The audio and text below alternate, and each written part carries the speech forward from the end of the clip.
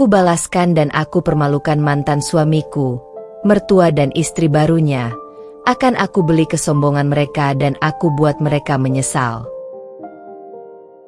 Assalamualaikum warahmatullahi wabarakatuh. Selamat datang di LA Stories. Di balik senyuman ada air mata yang tak terlihat. Di balik tawa, ada kisah yang tak pernah diceritakan. Ini adalah LA Stories, tempat di mana kisah nyata jadi pelajaran dan luka hati jadi kekuatan. Setiap cerita di sini bukan sekadar drama, tapi potongan hidup yang bisa jadi cermin untuk kita semua. Siapkan hatimu, karena apa yang kamu dengar bisa mengubah cara pandangmu selamanya.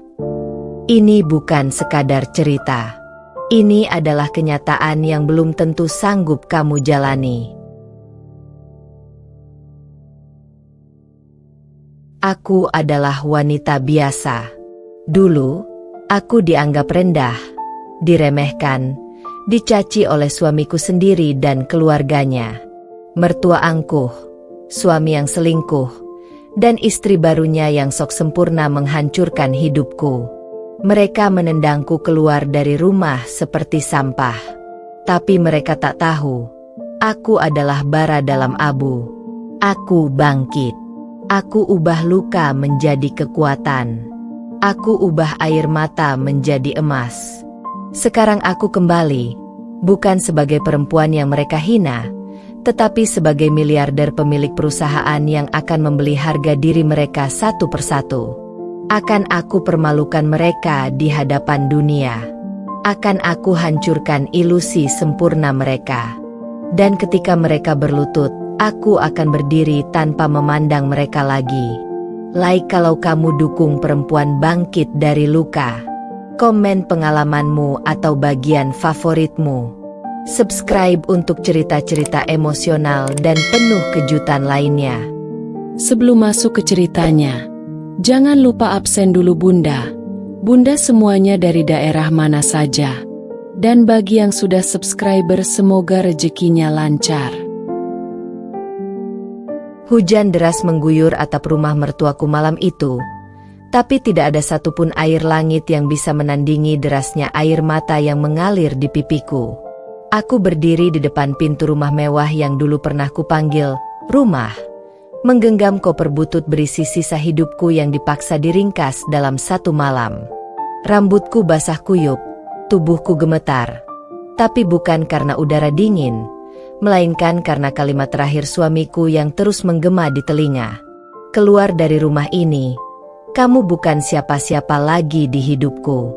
Dan jangan pernah kembali. Ya, itu kalimat dari seorang lelaki yang dulu bersumpah akan melindungiku. Lelaki yang dulu mengejarku seperti anak kecil mengejar balon di udara. Yang dulu berlutut di depan orang tuaku dan berkata ia ingin menua bersamaku. Tapi kenyataannya, ia hanya menjadikan aku batu pijakan menuju mimpi-mimpinya. Dan ketika ia merasa cukup tinggi, aku dilempar, dibuang, dipijak, dihina tanpa sedikit pun rasa bersalah.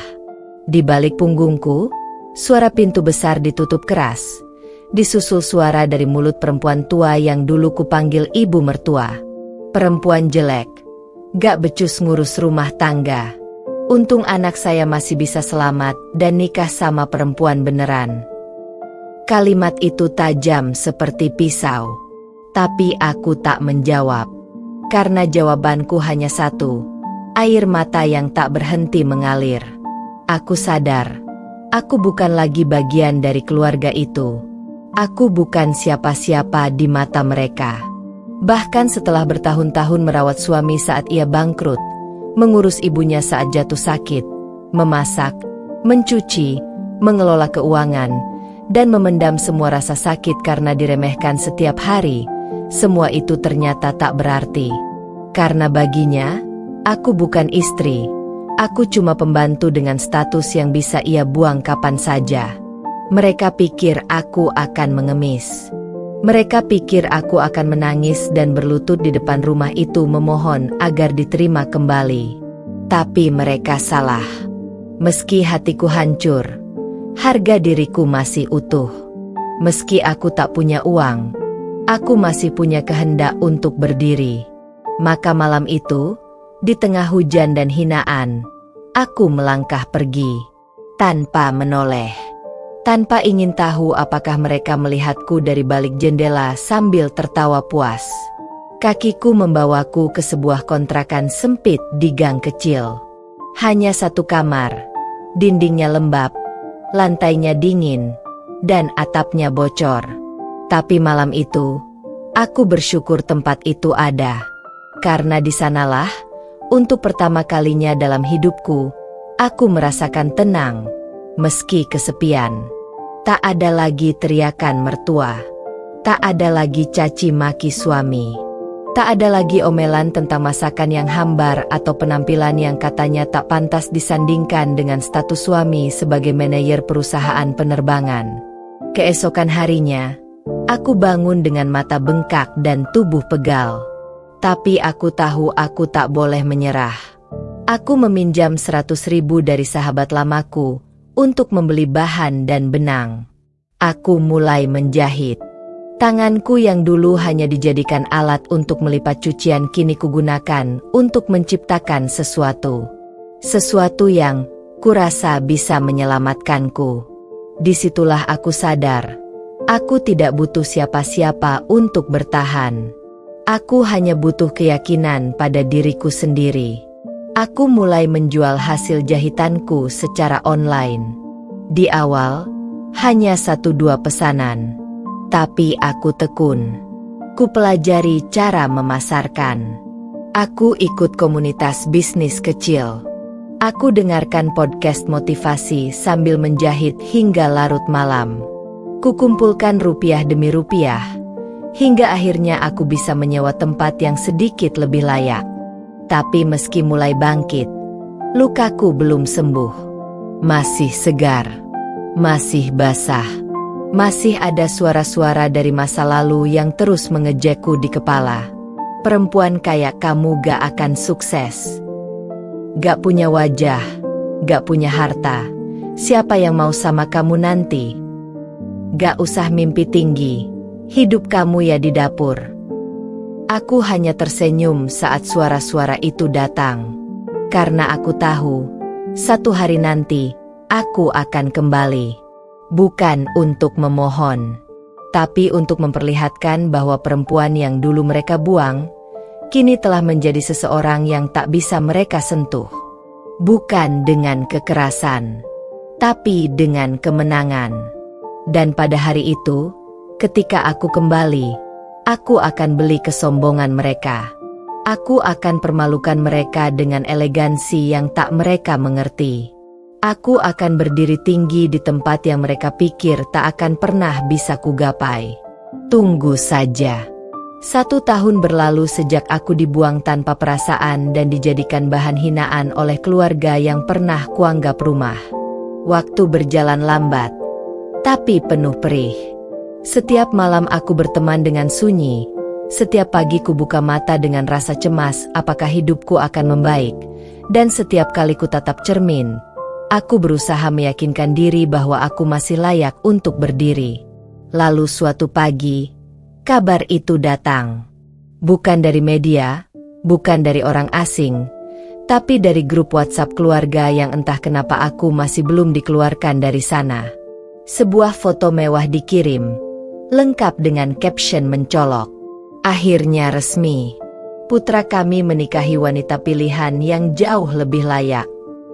Mata dan tanganku membeku. Jantungku berdetak lebih cepat. Kutatap foto itu lekat-lekat. Di dalamnya, terlihat mantan suamiku berdiri gagah di pelaminan hotel bintang 5, tersenyum dengan jas terbaiknya, di samping seorang wanita dengan gaun berkilauan dan mahkota seperti ratu dadakan. Siapa lagi kalau bukan Nadia, si pelakor yang dulu kususpek berselingkuh dengannya. Tapi selalu ia bela mati-matian dengan kata-kata manis penuh tipu daya. Dulu dia membantah, pura-pura marah, bahkan sempat membuatku merasa bersalah karena mencurigai mereka. Tapi sekarang, semuanya terungkap. Tanpa malu, tanpa rasa bersalah, dan yang paling menyakitkan, dengan bangga. Video demi video berdatangan. Potongan klip dari akun-akun wedding organizer terkenal menunjukkan pesta megah mereka. Tamu-tamu penting, artis-artis, dan para pejabat hadir. Mereka menjadikan pernikahan itu bukan sekadar ikatan, tapi perayaan kemenangan. Kemenangan mereka atas kehancuranku. Dan yang paling menusuk, potongan video saat ibu mertuaku memberikan sambutan. Hari ini, anak saya menemukan wanita yang benar-benar sepadan. Bukan seperti yang dulu, yang hanya membawa kesialan dan air mata. Tuhan akhirnya menggantikan yang buruk dengan yang terbaik. Tamu-tamu tertawa. Beberapa mengangguk setuju. Dan saat kamera menyorot wajah mantan suamiku, Ardi, dia tersenyum tipis sambil menggenggam tangan Nadia erat-erat. Senyum penuh kemenangan. Senyum penuh hinaan tak langsung padaku. Aku menonton video itu berkali-kali, bukan untuk menyiksa diri, tapi untuk mengukir setiap detiknya ke dalam batinku. Agar aku tidak lupa. Agar aku tetap ingat betapa rendahnya mereka menempatkanku. Karena satu hari nanti, ketika peran berganti, aku ingin mereka melihat bahwa panggung itu tidak abadi. Dan bahwa orang yang mereka injak hari ini, bisa berdiri jauh lebih tinggi dari mereka besok. Namun yang membuatku benar-benar sadar bahwa mereka belum selesai menyakitiku adalah ketika aku mendapat kiriman undangan fisik. Bukan salah kirim. Bukan tanpa sengaja. Tapi benar-benar dikirim langsung oleh ibu mertuaku ke alamat kerjaku yang baru.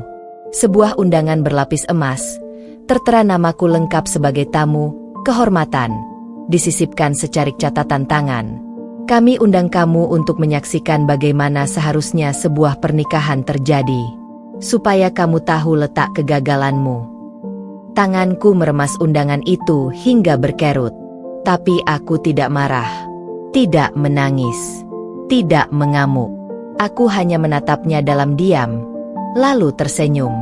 Kalian benar-benar menantang takdir. Baik. Akan aku terima tantangan kalian. Tapi tunggu. Di saat yang tepat, hari pernikahan itu datang. Media ramai meliput. Foto-foto mereka menyebar di mana-mana. Judul-judul clickbait memenuhi timeline. Pernikahan Ardi dan Nadia, simbol kesuksesan dan kebahagiaan. Mantan istri Ardi dikabarkan hadir, tapi tidak kelihatan. Mereka pikir aku akan datang dengan wajah sendu, mengenakan gaun lusuh dan senyum palsu penuh luka. Tapi mereka salah. Aku tidak datang. Bukan karena takut, tapi karena belum waktunya. Aku masih dalam proses membangun kerajaanku. Dan aku tahu, untuk balas dendam yang elegan, aku butuh waktu, kekuatan, dan panggung yang lebih besar. Karena aku tidak ingin hanya menyaksikan pernikahan mereka. Aku ingin kelak membuat mereka datang ke acaraku, dengan kepala tertunduk, dan melihatku berdiri di atas panggung yang lebih megah, lebih nyata, dan lebih berkelas. Di balik semua tawa dan senyum yang mereka tunjukkan hari itu, aku tahu, kebahagiaan mereka tidak akan lama. Karena pernikahan yang dibangun di atas pengkhianatan, tidak akan pernah benar-benar kokoh. Aku tidak perlu mencemari mereka dengan balas dendam murahan. Aku hanya perlu menunggu, dan membiarkan waktu membuktikan bahwa aku lebih kuat dari apapun yang mereka hancurkan. Dan waktu itu akan segera datang. Hari ketika pesta pernikahan Ardi dan Nadia digelar dengan megah, adalah hari ketika aku resmi memutus semua rantai masa lalu. Tidak ada lagi kenangan, tidak ada lagi harapan, tidak ada lagi sisa cinta. Yang tertinggal hanya satu, tekad untuk bangkit dan membuat mereka menyesal pernah menertawakanku. Dan aku tahu, untuk melakukannya, aku harus menanggalkan segalanya. Bahkan namaku, masa laluku, dan cara pandangku terhadap diriku sendiri. Beberapa hari setelah undangan itu kuterima, aku mengemas semua sisa-sisa hidupku yang lama. Gaun pengantin yang pernah kugunakan saat menikah dulu, kujual ke toko barang bekas tanpa sedikit pun rasa sayang. Foto-foto pernikahan, kujadikan abu dalam pembakaran yang kulakukan sendiri di belakang kontrakan. Setiap sobekan kenangan itu aku kubur dalam kobaran api. Bukan karena aku ingin melupakan, tapi karena aku tak ingin mereka lagi memiliki kuasa sekecil apapun atas hidupku. Aku tak lagi ingin menjadi perempuan yang hidup dari sisa-sisa belas kasihan orang lain. Aku berhenti memakai nama keluarga mantan suami. Di semua akun sosial mediaku, aku hapus jejak tentang pernikahan itu. Aku ubah nomor HP, kurapikan hidup, dan mulai dari nol. Tapi kali ini, nol yang berbeda. Nol yang membawaku pada puncak tertinggi yang akan kupanjat sendiri, tanpa bantuan siapapun, tanpa restu dari mereka yang pernah menginjakku. Hari-hariku berubah menjadi rutinitas penuh api. Bangun pukul 4 pagi, salat, membaca, mencatat ide, lalu menjahit hingga tengah malam. Aku tidak punya pegawai, tidak punya modal besar, tidak punya pengalaman, tapi aku punya luka yang berubah menjadi bahan bakar. Dari satu pesanan kecil, aku membangun katalog online. Dari satu pelanggan puas, aku dapat 5 pelanggan baru. Aku belajar membangun brand. Nama, Rania Atelier, mulai dikenal, pelan tapi pasti. Desain busanaku berbeda, karena semua terinspirasi dari luka. Ada koleksi, bangkit dari abu. Ada koleksi, elegansi luka. Ada juga koleksi, permata tersembunyi. Setiap potong kain yang kusentuh, kujahit dengan niat. Suatu hari nanti, pakaian inilah yang akan membuatku berdiri di atas panggung yang tak bisa mereka sentuh. Dan itu bukan hanya hayalan. Sebuah butik ternama dari Tokyo, lewat Instagram, melihat hasil desainku. Mereka menghubungiku, menanyakan apakah aku bisa membuat koleksi terbatas untuk mereka. Kupikir itu bercanda, sampai mereka kirim kontrak digital senilai 150 juta rupiah untuk 12 set busana. Saat kutandatangani kontrak itu, aku menangis, bukan karena uangnya, tapi karena aku sadar, aku sedang menulis babak baru dalam hidupku dengan tanganku sendiri. Hari demi hari berlalu. Tahun pertama setelah pembuangan itu kuisi dengan darah dan keringat. Tapi tahun kedua mulai menyuguhkan hasil. Dari kontrakan sempit, aku pindah ke rumah kecil milikku sendiri. Dari menjahit sendiri, kini aku punya 2 karyawan. Dari gerobak online, kini aku punya studio kecil yang setiap minggunya didatangi klien dari luar kota. Dan satu hari, ketika aku berdiri di depan cermin, mengenakan hasil desainku sendiri, aku tak lagi melihat perempuan yang dulu menangis di bawah hujan.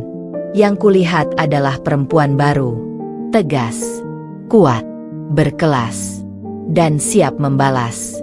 Karma datang, tak pernah salah alamat. Aku tak pernah cari tahu soal hidup Ardi dan Nadia setelah pernikahan mereka. Tapi dunia tampaknya ingin agar aku tahu. Sebuah kiriman video dari salah satu followers Instagramku masuk ke DM. "Mbak Rania, ini kan mantan suaminya? Kok sekarang jadi jobless ya?" Kuputar video itu. Terlihat Ardi berjalan keluar dari kantor dengan wajah muram, diikuti beberapa orang yang memegang map dan amplop coklat. Dari keterangan video, dia dipecat karena skandal internal dan penyalahgunaan dana perusahaan. Mataku tak berkedip, tapi mulutku hanya tersenyum. Karma mulai mengetuk. Tapi aku belum ingin bersorak. Ini baru permulaan. Aku ingin mereka menyaksikan transformasiku, bukan hanya dari kejauhan. Aku ingin mereka datang ke acara gala bisnisku nanti, bukan sebagai tamu kehormatan, tapi sebagai tamu tak diundang yang hanya bisa menunduk malu saat menyadari bahwa panggung yang mereka bangun dengan kesombongan, kini telah kuambil kembali dengan kejayaan yang lebih tinggi. Dan untuk itu, aku terus melangkah.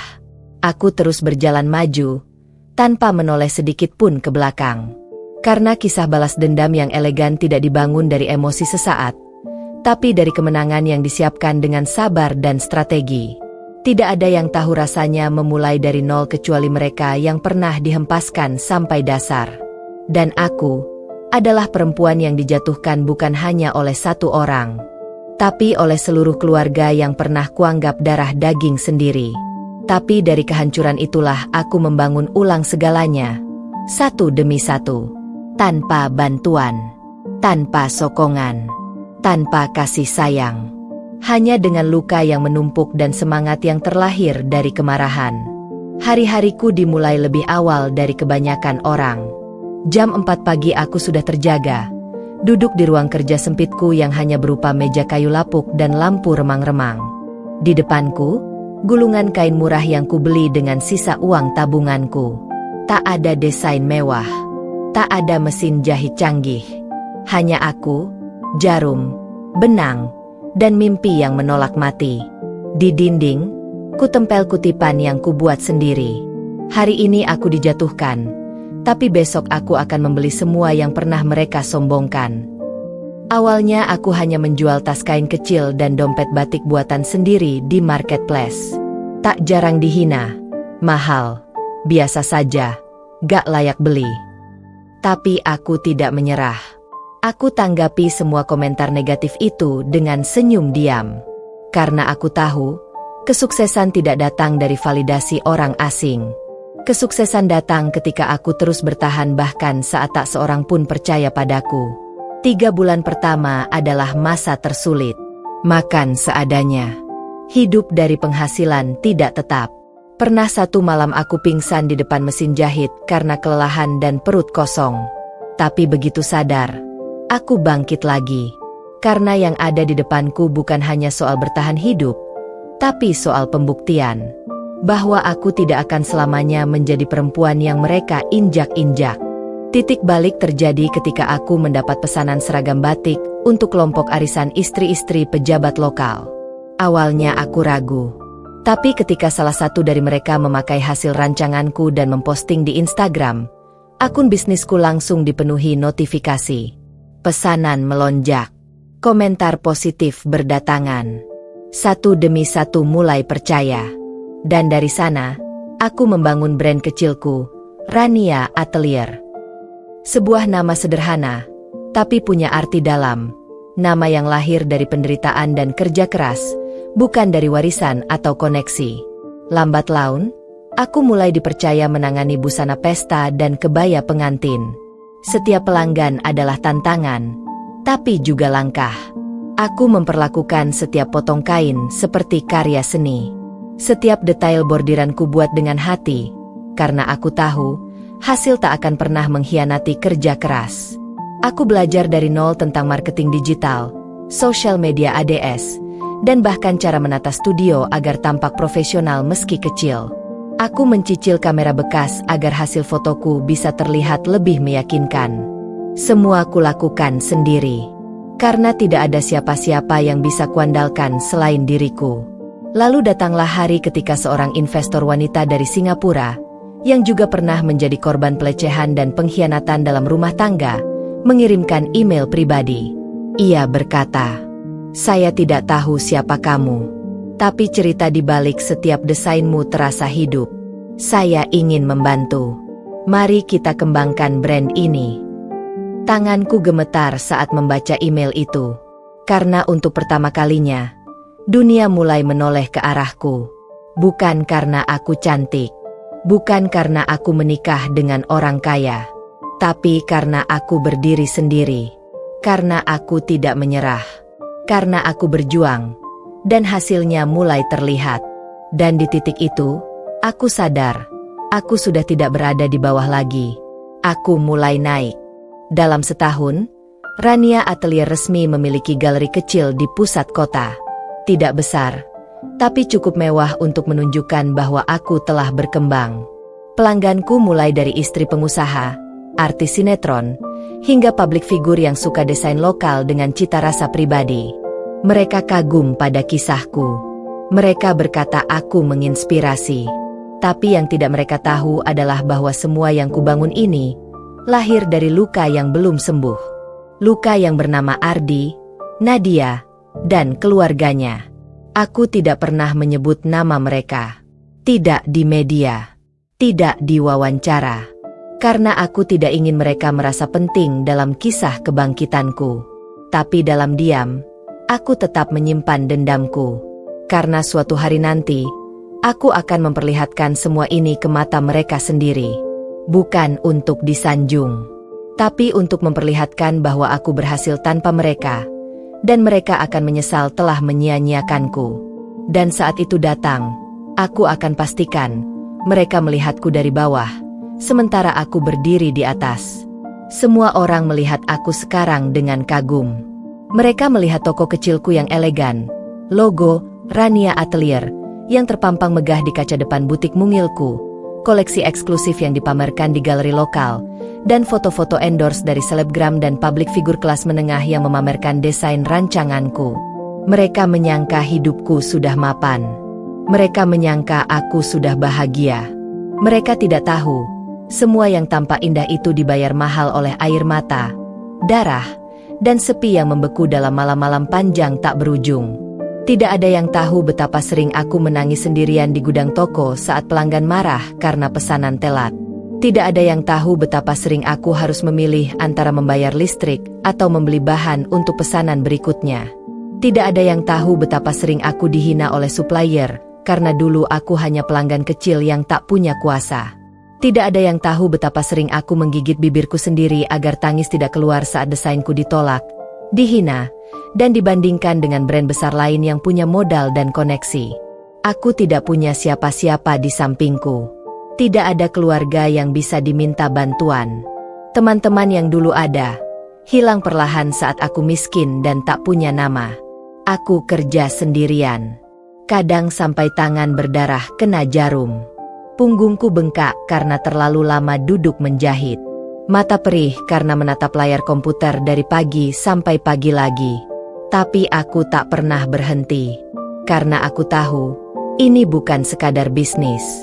Ini perangku. Ini medan tempurku.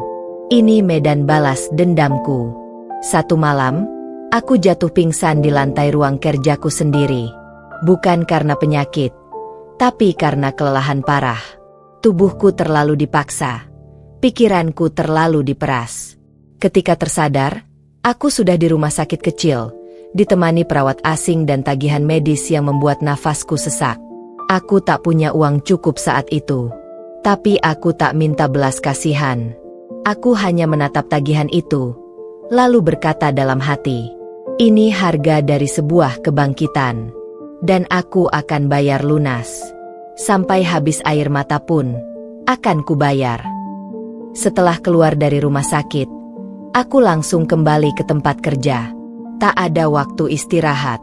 Karena di dunia yang kejam ini, istirahat adalah kemewahan. Dan aku belum sampai titik aman. Aku harus lebih kuat. Aku harus terus berlari. Karena aku tahu, satu langkah berhenti berarti satu langkah lebih dekat kembali ke masa lalu yang hina. Tapi bukan berarti aku tak pernah goyah. Ada hari-hari di mana aku merasa gagal. Ketika sebuah batch produksi rusak karena kesalahan bahan, aku rugi hampir 10 juta rupiah. Padahal itu hasil kerja sebulan. Aku terduduk di lantai toko, menatap lembaran kain rusak itu sambil menggenggam mulutku sendiri agar tidak menjerit. Aku ingin marah, ingin menyerah, ingin menelpon seseorang dan menangis sepuasnya. Tapi siapa yang mau mendengar? Dunia tidak peduli air mata kita. Dunia hanya menoleh ketika kita sukses. Malam itu, aku berdiri. Aku ambil sisa kain. Dan dengan tangan yang gemetar, aku menjahit ulang semuanya satu persatu. Butuh 4 malam tanpa tidur. Tapi hasilnya lebih sempurna dari sebelumnya. Dan ketika pesanan itu akhirnya dikirim dan pelanggan memuji, aku hanya tersenyum. Tak seorang pun tahu, baju yang mereka puji itu dijahit dengan darah dari jariku sendiri. Hari-hari berat seperti itu datang terus-menerus. Tapi satu hal membuatku terus berjalan. Bayangan wajah mantan suamiku dan istri barunya yang dulu menghina wajahku, tubuhku, hidupku. Kalimat mereka terus terngiang di kepala. Kamu gak akan bisa sukses tanpa kami. Kamu cuma perempuan biasa yang gak tahu dunia. Udah terima aja. Kamu jelek dan gak layak jadi istri Ardi. Aku genggam hinaan itu seperti bahan bakar. Aku jadikan itu kompas. Aku tahu, mereka hidup nyaman dengan uang orang tuanya, koneksi dari atas, dan citra palsu yang dibangun dari pesta demi pesta. Tapi aku membangun semua dari puing-puing. Dan karena aku bangun dari nol, aku lebih tahu rasa syukur, rasa sakit, dan rasa puas yang sesungguhnya. Mereka naik dengan bantuan. Aku naik dengan luka. Dan suatu saat, ketika kita bertemu di titik atas, mereka akan roboh karena tak tahu bagaimana caranya berdiri saat tiang penopang mereka lenyap. Kini, label Rania Atelier mulai dikenal di kalangan fashion lokal. Seorang stylist kenamaan mengundangku untuk memamerkan koleksi terbatas di event besar di Jakarta.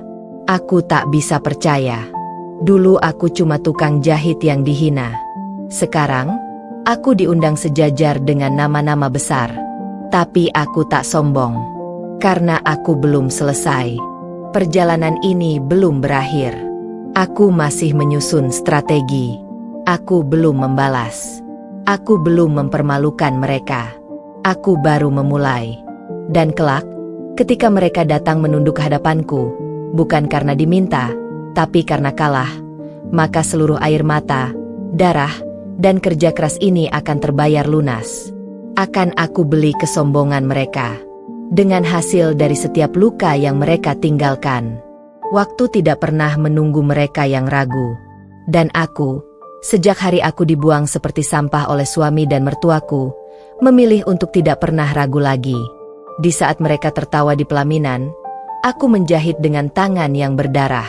Di saat mereka berpesta di ballroom hotel mewah, aku menyulam sambil menangis diam-diam di ruang sempit. Tapi kini, dunia mulai melihat hasil dari luka yang kusembunyikan rapat-rapat. Titik balik itu datang bukan dalam bentuk kemewahan, tapi dalam bentuk peluang. Seorang pengusaha fashion dari Prancis yang kebetulan membeli salah satu koleksi limited edition, Elegansi Luka, dari galeri butikku langsung menghubungiku. Ia menanyakan, apakah aku tertarik ikut serta dalam Paris Modest Fashion Week, sebuah event besar yang mengangkat karya desainer perempuan dari berbagai negara berkembang. Awalnya aku mengira itu spam. Tapi ketika email kedua masuk disertai undangan resmi dan tiket pesawat bisnis, aku duduk terdiam selama 2 jam tanpa bergerak. Aku, Rania, tukang jahit yang pernah diinjak-injak oleh keluarga mantan suami, diundang ke panggung fashion dunia. Hatiku campur aduk, antara tak percaya dan bahagia. Tapi satu hal yang pasti, aku tidak akan sia-siakan kesempatan ini. Aku akan bawa semua luka dan pengkhianatan itu bersamaku ke panggung dunia. Bukan untuk mengemis simpati, tapi untuk membuktikan bahwa aku bisa bersinar tanpa mereka. Perjalanan ke Paris menjadi lembaran baru dalam hidupku. Aku berdiri sejajar dengan para desainer dari Turki, Maroko, Pakistan, dan Indonesia lainnya.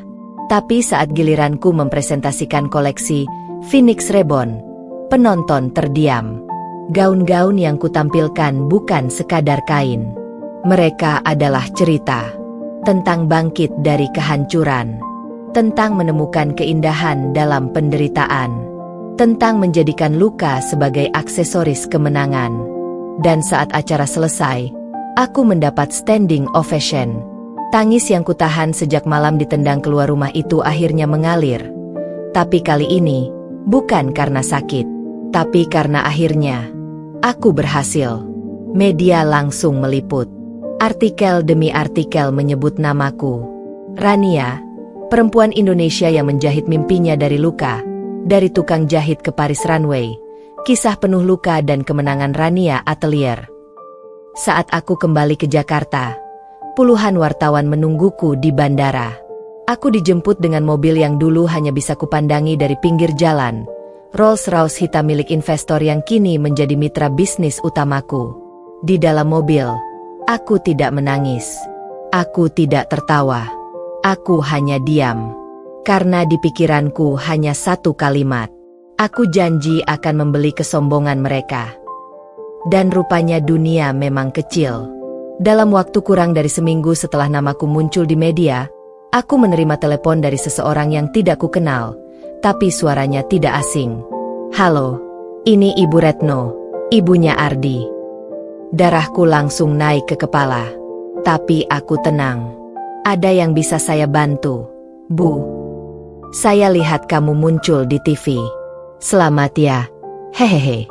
Kapan-kapan main ke rumah. Kamu kelihatan sukses sekarang. Nada suara yang dulu penuh hinaan kini berubah manis. Terlalu manis. Terlalu palsu. Tapi aku tidak bodoh.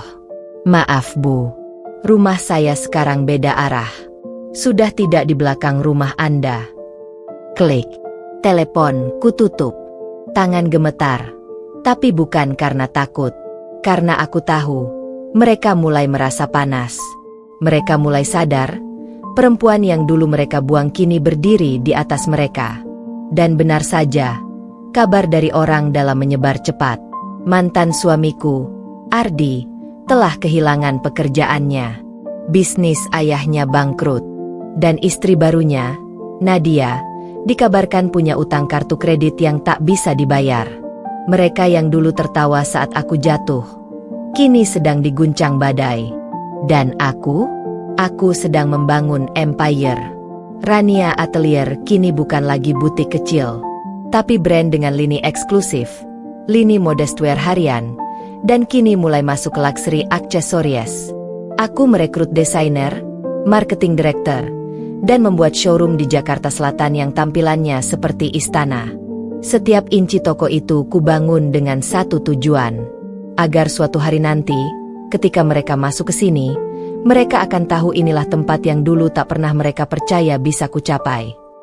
Di hari ulang tahunku yang ke-30, aku menggelar gala dinner eksklusif untuk klien dan mitra bisnis. Tidak besar, tapi penuh kelas.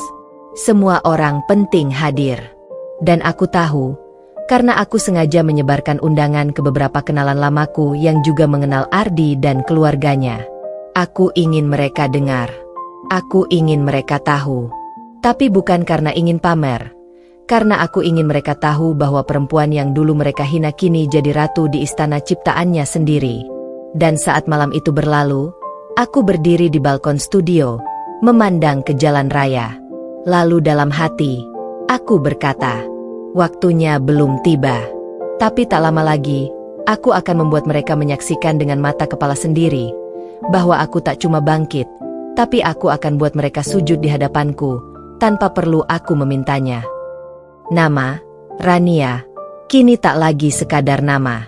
Ia menjadi simbol. Simbol dari perempuan yang dibakar oleh luka, tapi muncul dari abu sebagai sesuatu yang lebih kuat, lebih indah, dan lebih berbahaya. Sejak kemenanganku di Paris, segala sesuatu berubah drastis. Dari perempuan yang dulu hanya dikenal sebagai mantan istri Ardi, kini aku dikenal sebagai Rania, the Phoenix of Fashion. Bukan hanya di media, tapi juga di meja-meja bundar pertemuan elit. Di tengah gelas kristal dan gelak tawa para sosialita, namaku mulai dibicarakan dengan nada heran, kekaguman, dan diam-diam ketakutan. Aku mulai diundang ke acara-acara eksklusif yang dulu bahkan tak pernah kubayangkan. Jamuan makan di rumah duta besar, undangan terbatas dari Menteri Perindustrian, brunch bersama para wanita bisnis dari Jakarta hingga Singapura. Aku belajar berjalan dengan langkah tegak, menatap langsung ke mata mereka yang dulu mungkin memandangku sebelah mata. Tapi aku tetap rendah hati. Aku tak butuh pengakuan mereka. Aku hanya ingin mereka tahu bahwa aku bisa sampai di sini tanpa menjual diri, tanpa menjadi pelakor, tanpa memanjat lewat punggung orang. Saat itu juga, pelan-pelan, aku tahu, langkahku mulai mengusik. Dunia tidak suka ketika orang yang mereka kira pecundang ternyata menjadi bintang paling terang. Dunia akan berusaha menyeimbangkan kembali posisi mereka dengan segala cara. Dan yang pertama merasa terancam, tentu saja, adalah Nadia, istri baru mantan suamiku.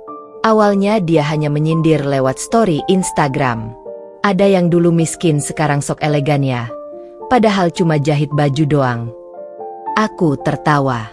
Lalu tanpa satu kata pun, aku posting ulang story itu sambil menyisipkan foto kontrakku dengan brand Prancis.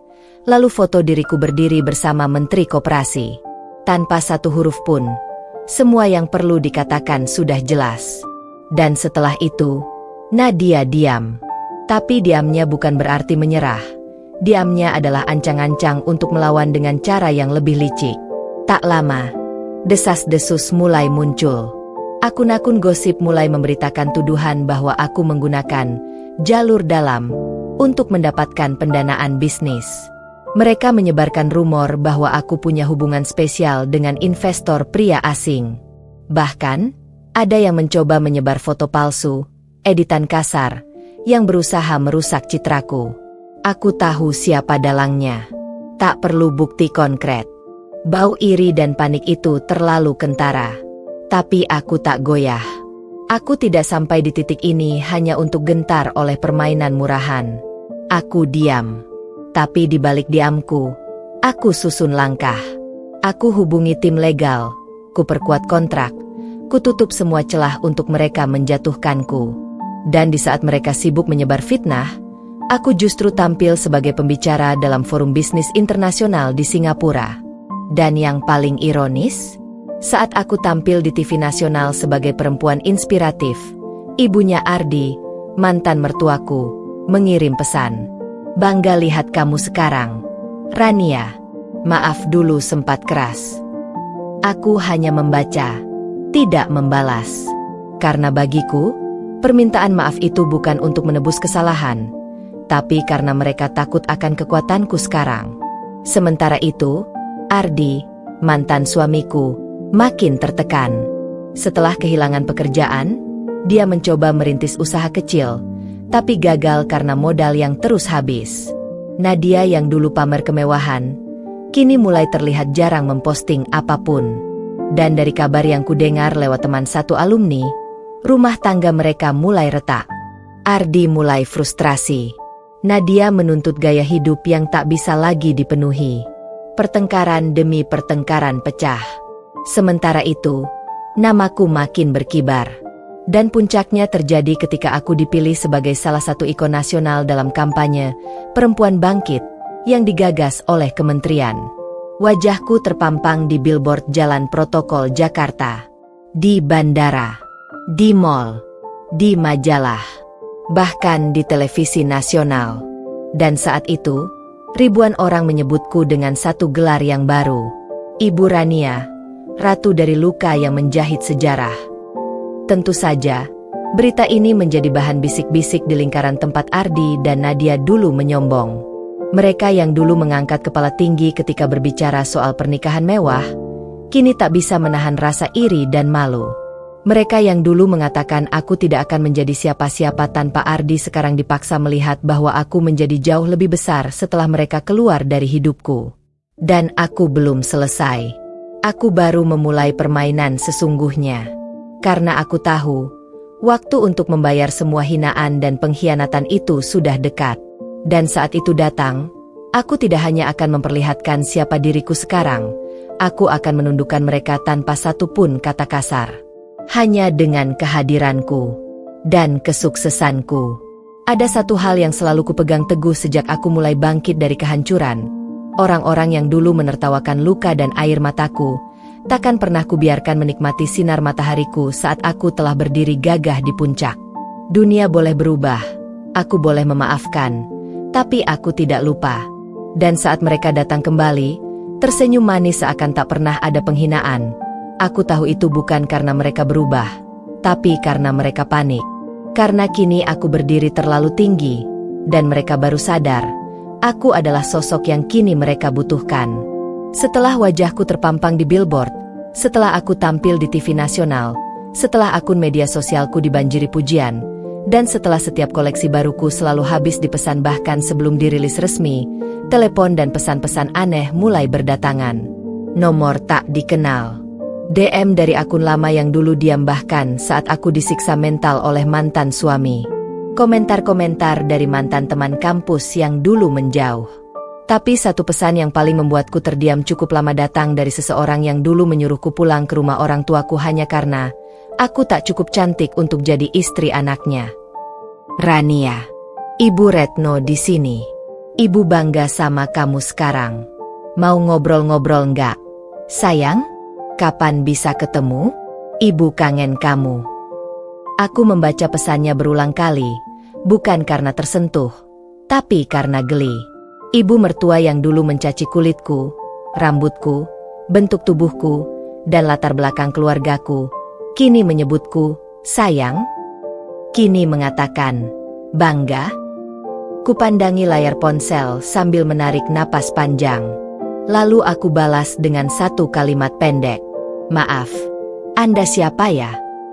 Tidak berhenti di situ. 2 hari setelah itu, sekretarisku menyodorkan kartu nama. Bu Rania, tadi ada yang nitip ini. Katanya ingin kerja sama. Di kartu nama itu tertulis, Ardi Santoso, Direktur Operasional CV Santoso Global Printing. Mataku menyipit. CV kecil yang katanya bisnis keluarga Ardi. Di belakang kartu ada catatan tangan. Hai, Rania. Aku tahu kamu sibuk. Tapi aku ingin ngobrol bisnis. Siapa tahu kita bisa saling bantu. Saling bantu? Lelaki yang dulu menolak aku di depan umum, di depan keluarganya, lalu menikahi perempuan lain tanpa rasa bersalah, kini minta dibantu? Seketika semua luka itu melesat kembali. Kata-kata, perempuan jelek sepertimu gak pantas di sampingku, kembali menampar ingatanku. Tapi aku tidak marah. Tidak lagi. Karena kemarahanku sudah menjelma menjadi prestasi, dan dendamku telah menjelma menjadi kehormatan. Aku menyuruh sekretarisku membalas dengan sopan. Mohon maaf, Bu Rania tidak bekerja sama dengan pihak yang punya konflik masa lalu secara personal. Silakan cari vendor lain. Terima kasih. Seminggu kemudian, Nadia, istri barunya, ikut mencoba. Dia datang langsung ke acara pameranku di Galeri Indonesia Kaya. Berpakaian mewah tapi mata penuh panik. Ia menungguku di luar, mencoba menyapa. Aku tetap ramah. Aku tidak menyukai drama norak. Tapi saat ia mengulurkan tangan dan berkata, "Hai Rania, kamu cantik banget sekarang." Maaf ya, dulu mungkin aku terlalu ikut campur. Aku hanya tersenyum. Dulu kamu ikut campur? Kamu yang memporak-porandakan hidupku, Nadia. Tapi tenang.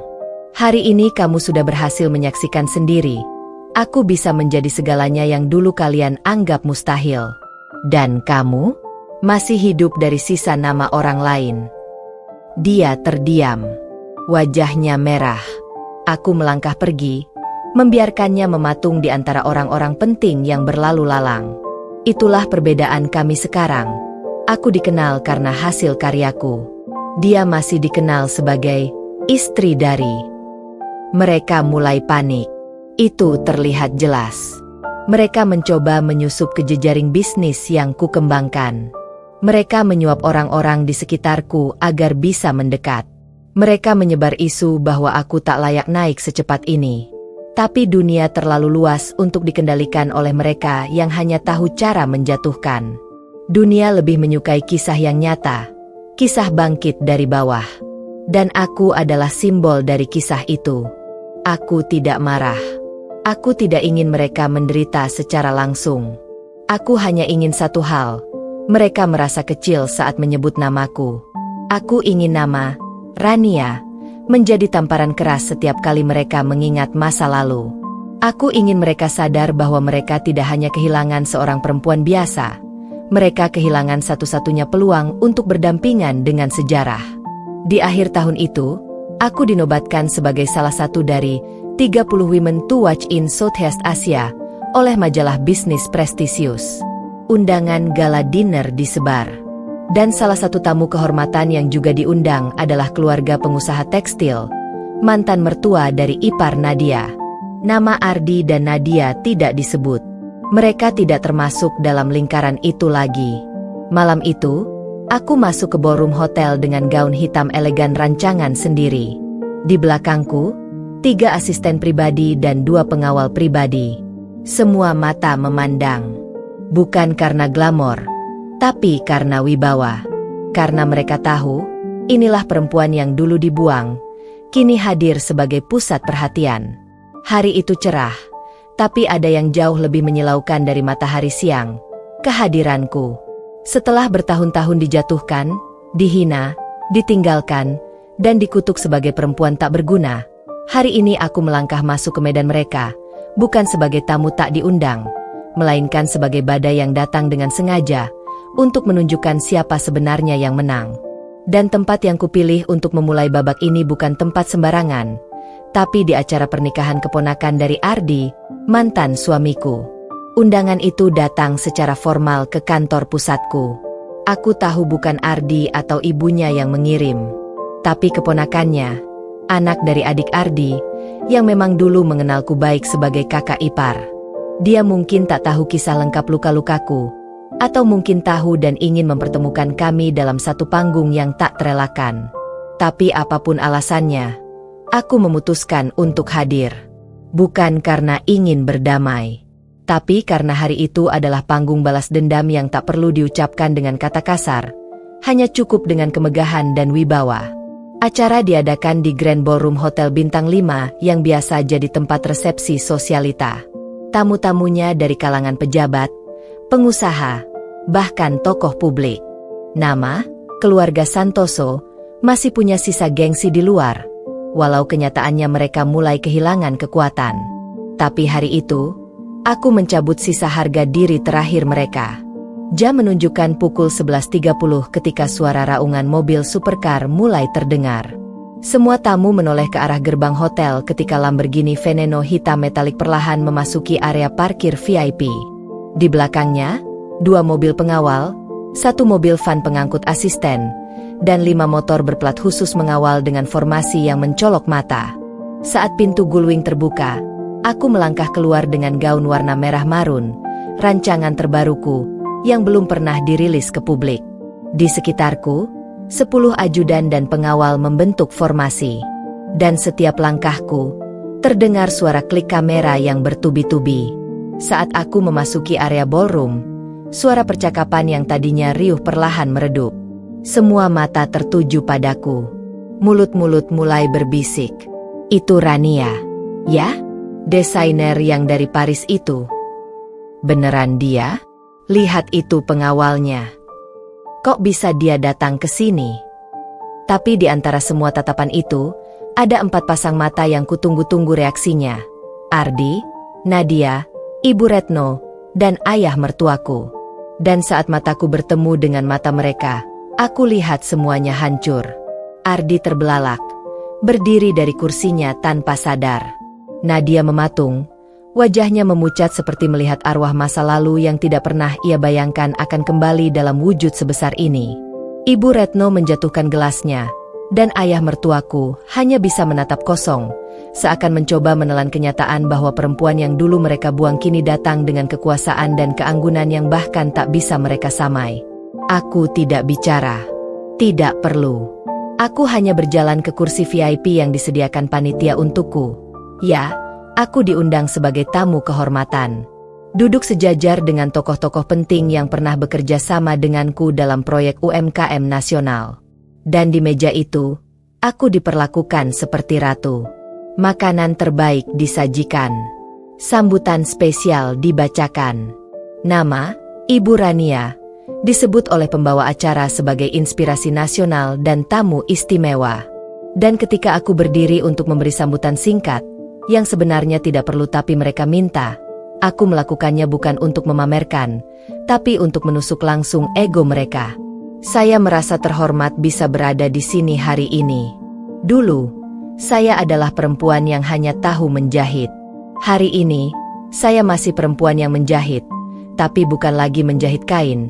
Saya menjahit sejarah. Terima kasih untuk undangannya.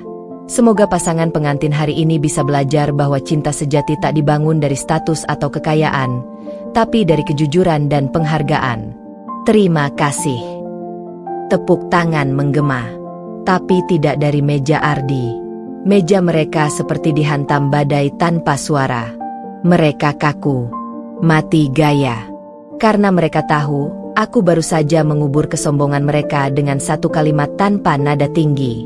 Setelah acara usai, beberapa tamu penting menghampiriku untuk sekadar bersalaman atau mengajak selfie.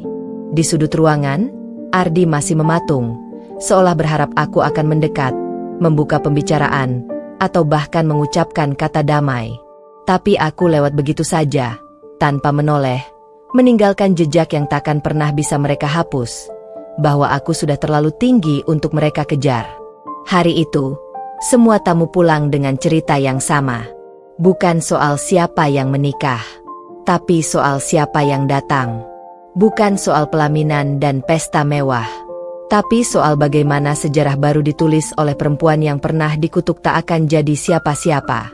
Dan malam itu, saat aku duduk sendiri di balkon penthouse hotelku, menatap langit kota Jakarta, aku berkata pelan dalam hati. Ini baru permulaan. Aku belum balas semua. Tapi hari ini, mereka sudah mengerti satu hal. Aku tak akan pernah kembali ke tempat rendah itu. Dan mereka tak akan pernah bisa menyentuhku lagi. Aku tidak pernah perlu menyentuh mereka lagi. Tidak perlu mengangkat tangan. Tidak perlu membalas hinaan dengan sumpah serapah. Aku hanya cukup berdiri, dan mereka akan roboh dengan sendirinya.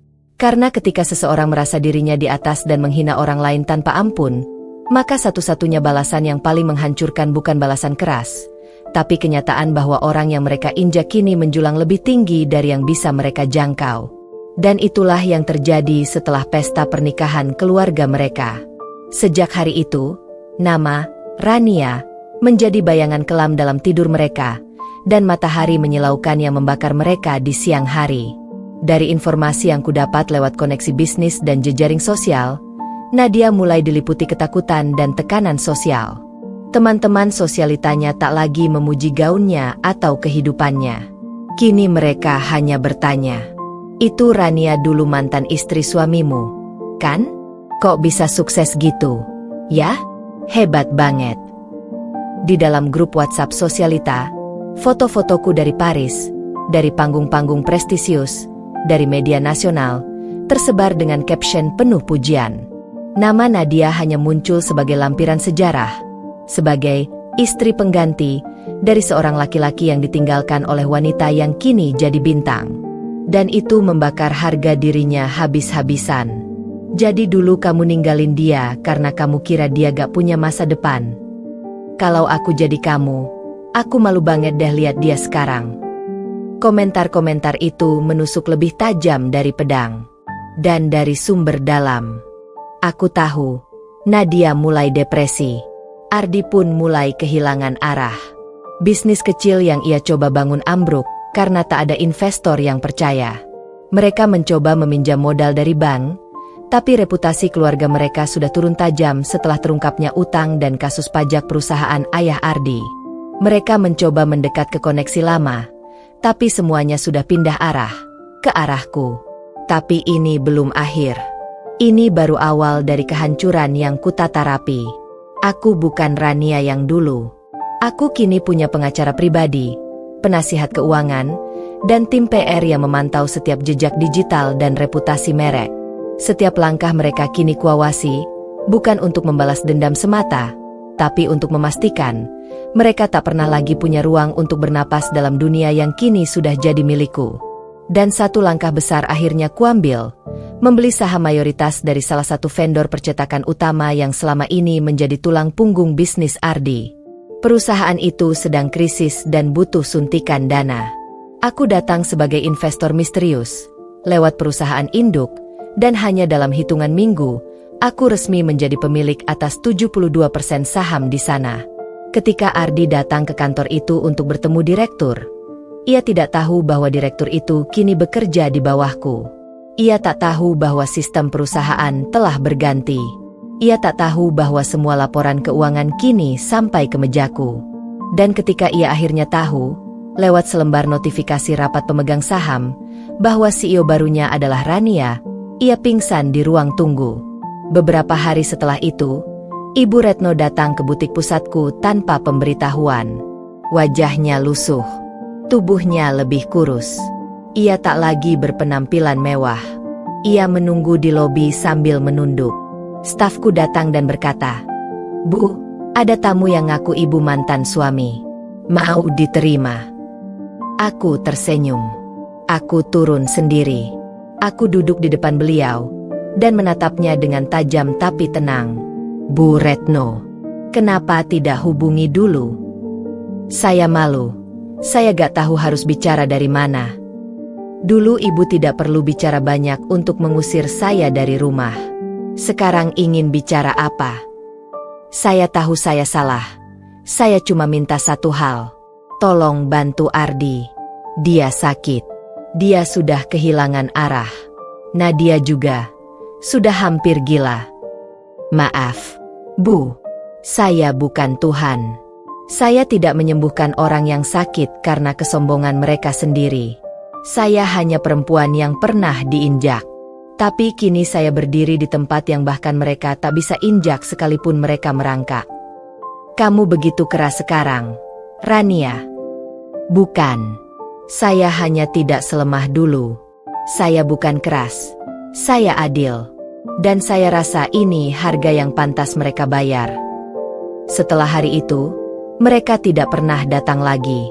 Aku mendengar Nadia kini dirawat untuk gangguan mental ringan. Ardi mengalami kejatuhan finansial dan menjual semua kendaraan pribadi.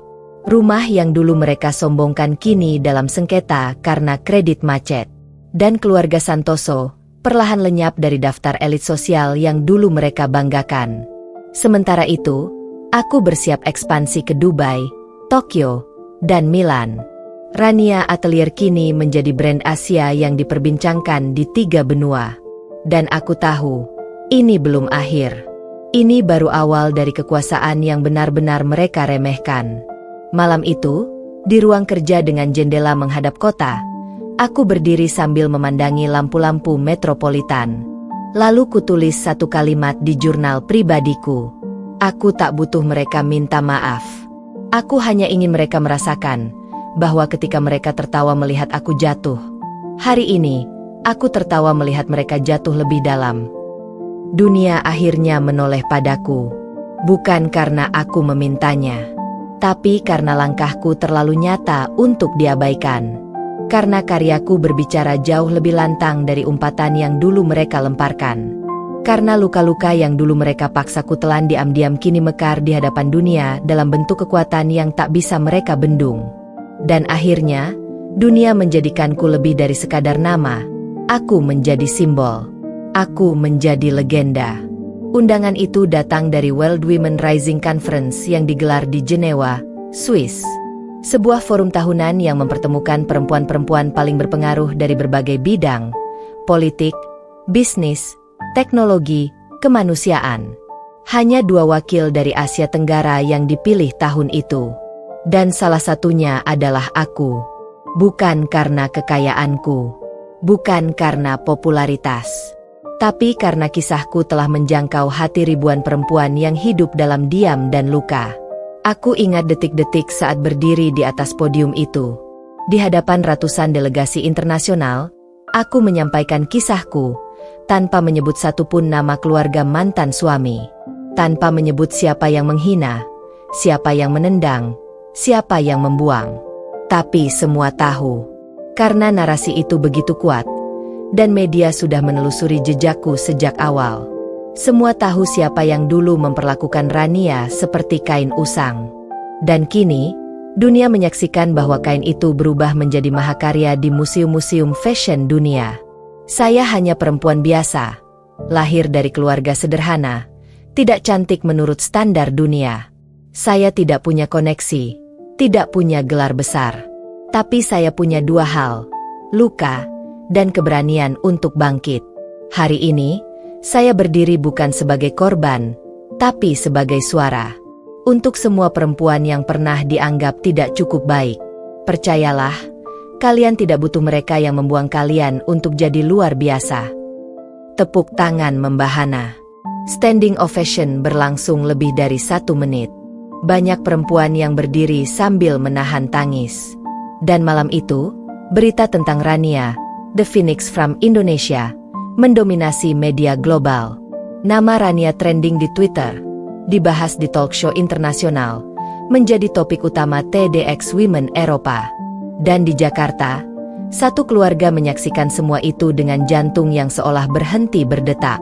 Ardi, Nadia, dan orang tuanya akhirnya menyadari bahwa mereka tidak hanya kehilangan perempuan yang mereka rendahkan, tapi juga mereka telah menulis sejarah terburuk mereka sendiri, menjadi bagian dari masa lalu memalukan dari seorang legenda.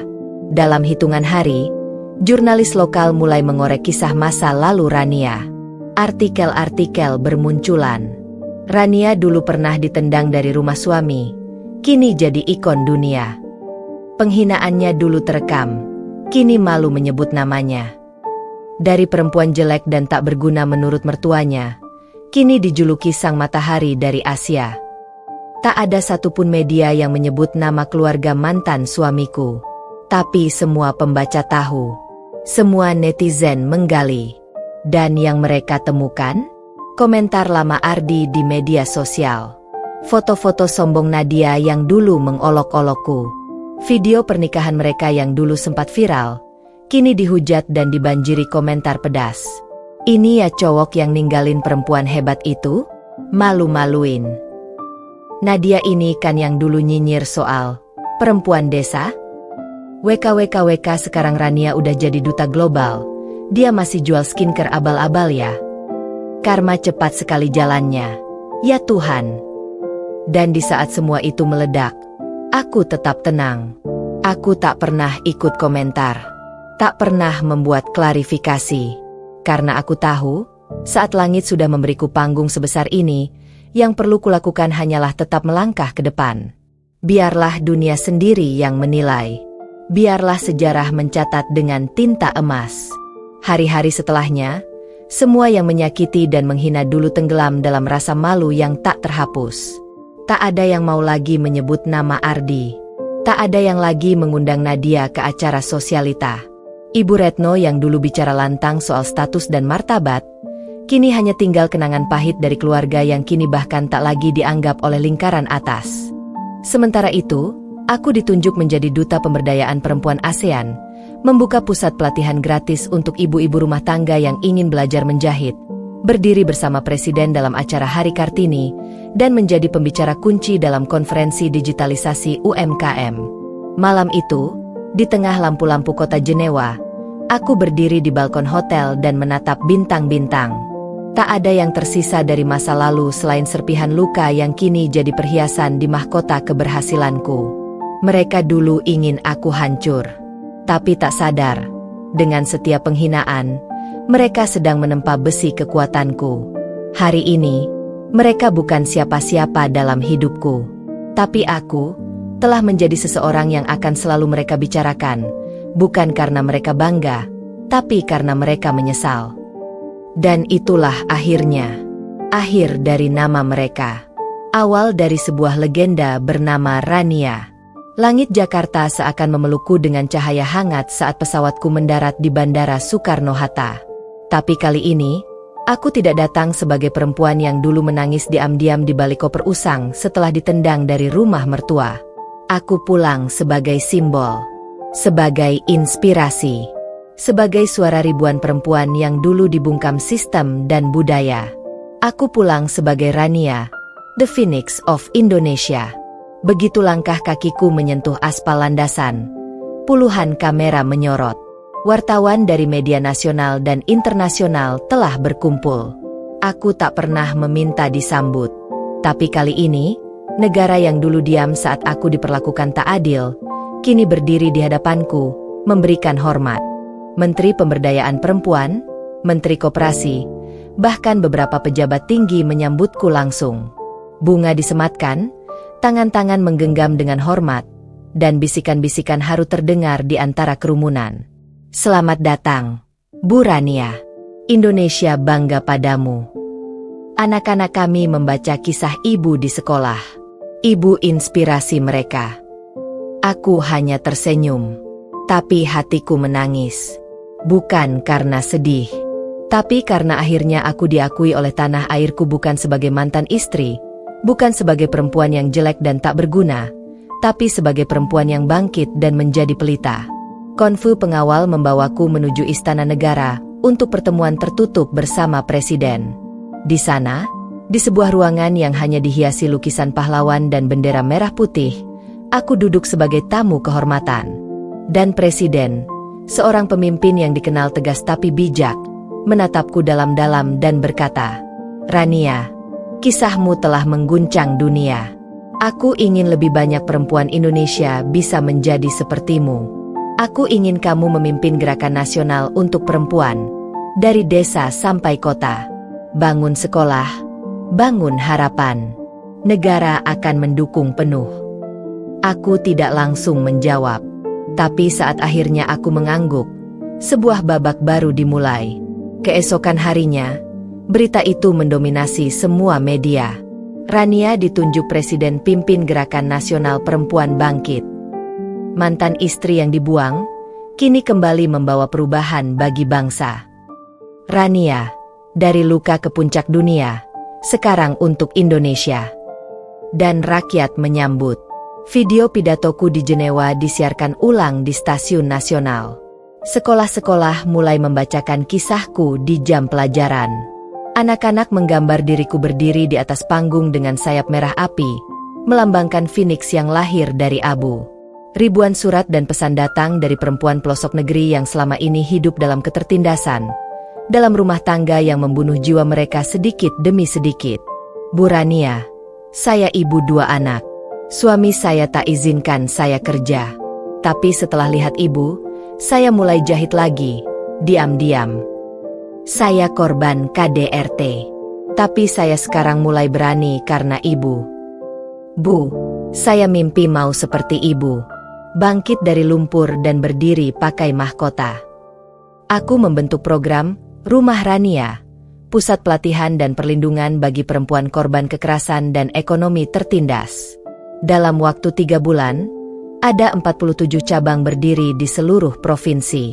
Aku tak hanya membawa nama, tapi juga sistem, modal, dan jaringan internasional. Aku hubungkan perempuan desa dengan pasar dunia. Produk mereka dijual langsung ke Dubai, Tokyo, Berlin. Mereka bukan lagi objek kasihan, tapi pelaku ekonomi yang bermartabat. Dan di saat itu, di kejauhan, keluarga Ardi benar-benar tenggelam. Rumah mereka dijual. Nama keluarga mereka hilang dari komunitas elit. Ardi kini bekerja sebagai staf biasa di percetakan lokal. Nadia membuka jasa les daring tapi tak ada yang mendaftar. Ibu Retno kini hanya berani keluar rumah pakai masker dan kacamata hitam. Karena setiap orang yang lewat rumah mereka tahu, mereka adalah orang-orang yang pernah membuang perempuan yang kini menjadi simbol kebangkitan Indonesia. Tapi aku tidak bersorak. Aku tidak menari di atas luka mereka. Karena kini aku tidak lagi di sana. Aku bukan lagi perempuan yang ingin membalas. Aku telah jauh, terlalu jauh, hingga bahkan mereka tak bisa melihatku tanpa memicingkan mata karena silau. Di sebuah acara besar peringatan Hari Perempuan Nasional, aku berdiri di atas panggung, dengan ribuan perempuan memegang lilin di tangan. Di belakangku terpampang tulisan besar, Rania, rakyat bangkit karena perempuan tak lagi diam. Dan dalam pidatoku, aku menutup dengan satu kalimat yang kini tertulis di banyak dinding sekolah dan pusat perempuan. Mereka bilang aku tidak cantik, tidak pantas, tidak layak. Tapi aku tahu, luka tidak membuatku kotor. Luka membuatku bercahaya. Dan hari ini, aku bersinar bukan untuk membutakan, tapi untuk menuntun perempuan lain menemukan sinarnya sendiri. Malam itu, langit Indonesia penuh bintang. Tapi hanya satu yang bersinar paling terang. Bukan karena dia lahir di atas, tapi karena dia naik sendiri, langkah demi langkah, luka demi luka, hingga akhirnya berdiri di tempat yang bahkan langit pun hormat padanya. Dan bintang itu bernama Rania. Ada luka-luka yang terlalu dalam untuk hanya dikenang diam-diam. Ada rasa sakit yang tidak cukup ditebus hanya dengan keberhasilan. Dan ada kisah yang tak boleh dilupakan, bukan karena ingin dendam itu terus hidup, tapi karena generasi berikutnya perlu tahu bahwa diam adalah kematian paling senyap bagi perempuan.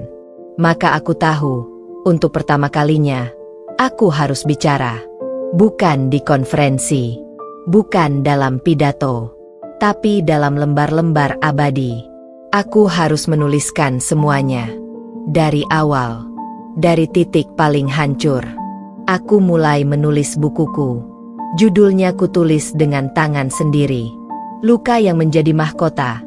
Perjalanan seorang perempuan yang dibakar oleh penghinaan dan lahir kembali sebagai api. Dan dalam buku itu, untuk pertama kalinya, aku membuka semuanya. Tanpa inisial. Tanpa menutup-nutupi. Aku bercerita tentang bagaimana Ardi, mantan suamiku, menghina bentuk tubuhku, mengejek cara jalanku, menyebutku perempuan tanpa nilai estetika. Aku menuliskan ulang kalimat-kalimat pedih dari Ibu Retno yang bilang aku tidak pantas punya anak dari keturunan keluarga mereka karena aku berwajah tidak layak diwariskan. Aku tulis bagaimana Nadia memfitnahku sebagai perempuan mandul, padahal aku sedang keguguran karena tekanan mental dari mereka. Setiap halamanku tulis dengan darah yang sudah lama mengering, tapi bekasnya masih membara. Editorku menangis saat membaca naskah mentahnya. Tim hukumku gemetar. Bu Rania, ini akan meledak. Ini akan mengguncang banyak nama. Aku hanya menjawab, biarkan. Aku sudah cukup lama diam. Saatnya dunia tahu. Bukan untuk menjatuhkan, tapi agar tidak ada lagi perempuan yang percaya bahwa diam bisa menyelamatkan. Buku itu diterbitkan secara eksklusif. Dicetak pertama kali 1 juta eksemplar. Dalam waktu 3 hari, semuanya habis. Cetakan kedua, ketiga, dan keempat menyusul. Dalam 2 minggu, buku itu menjadi bestseller Asia Tenggara, diterjemahkan ke dalam 12 bahasa, dijual di bandara-bandara internasional, masuk daftar buku rekomendasi Perserikatan Bangsa-Bangsa. Di media sosial, potongan kalimat dari buku itu viral. Aku tidak dibakar oleh neraka. Nerakaku adalah rumah suami. Aku tidak mencari pria lain. Aku hanya mencari napas untuk hidup di tengah mereka yang menjadikan aku boneka tanpa suara. Kini mereka tak lagi bisa menyebut namaku tanpa rasa malu menggumpal di tenggorokan mereka. Dan seperti ledakan yang tak bisa dihentikan, dampaknya menyebar. Keluarga Ardi kini disorot tajam. Banyak yang mengingat kembali jejak digital hinaan mereka. Video lama, unggahan nyinyir, komentar Ardi yang dulu berkata, "Saya menceraikannya karena dia gak punya masa depan," kembali naik dan jadi bahan cacian nasional. Ibu Retno dipanggil sebagai simbol mertua toksik. Nama dan wajahnya jadi meme, jadi bahan bahasan talk show, jadi contoh di seminar parenting. Bagaimana ibu mertua bisa membunuh jiwa menantu secara psikologis. Nadia tak kuat menahan tekanan. Ia menutup akun media sosialnya, tidak lagi muncul di publik. Beberapa sumber mengatakan ia mulai mengalami paranoia berat. Ardi kini bekerja sebagai staf gudang di sebuah toko bahan bangunan. Namanya dihapus dari jaringan bisnis manapun, karena semua takut dikaitkan dengan mantan suami yang membuang legenda bangsa. Tapi aku melangkah makin tinggi. Aku diundang bicara di Frankfurt Book Fair, London Literature Summit, dan TED Global. Aku menerima penghargaan The Voice of the Silenced dari UNESCO. Dan yang paling membanggakan, bukuku dijadikan buku wajib baca di beberapa SMA dan universitas, dalam mata pelajaran gender dan ketahanan pribadi. Satu sore, aku duduk di perpustakaan Rania Institute, lembaga pendidikanku yang kini ada di 32 kota. Di dinding, kutulis satu kalimat besar. Luka yang kau sembunyikan hari ini, bisa jadi mahkota untuk ribuan perempuan esok hari, jika kau berani mengubahnya menjadi cahaya. Seorang gadis remaja datang menghampiri. Ia membawa buku itu. Tangannya gemetar. Bu Rania, boleh saya peluk? Karena saya dulu juga dibuang. Tapi sekarang saya mau jadi seperti ibu. Aku memeluknya. Aku tahu, disitulah warisanku sebenarnya lahir. Bukan dari harta, tapi dari keberanian untuk bertahan saat dunia ingin menghancurkan kita. Malam itu, kututup jurnal harian dengan satu kalimat. Hari ini, aku tak hanya menyembuhkan luka. Aku menyulapnya jadi mahkota.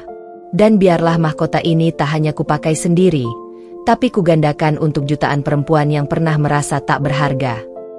Ada hari-hari dalam hidup ini yang terasa seperti deja vu, seolah semesta ingin menunjukkan bahwa waktu bisa berputar, tapi kisahnya tak akan sama.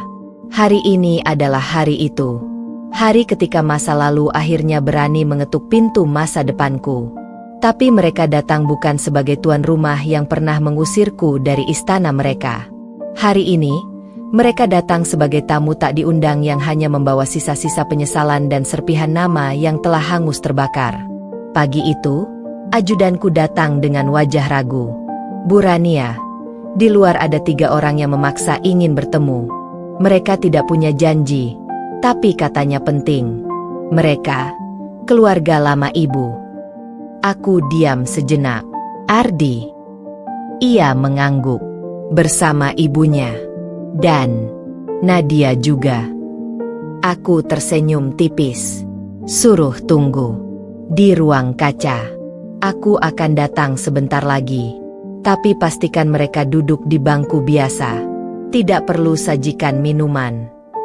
Tak ada lagi kehormatan untuk orang-orang yang dulu menelanjangiku dari harga diriku. Saat aku melangkah masuk ke ruang kaca, ruangan paling terang di seluruh gedung Rania Institute, tempat biasanya aku menjamu duta besar dan tokoh-tokoh dunia, ketiganya bangkit berdiri serempak. Tapi yang kudapat bukan senyum, bukan gengsi, bukan arogansi yang dulu mereka bawa saat menginjak hidupku. Yang kulihat hanyalah tubuh-tubuh tua, lelah, lusuh, dan mata-mata yang basah oleh kegagalan dan ketakutan.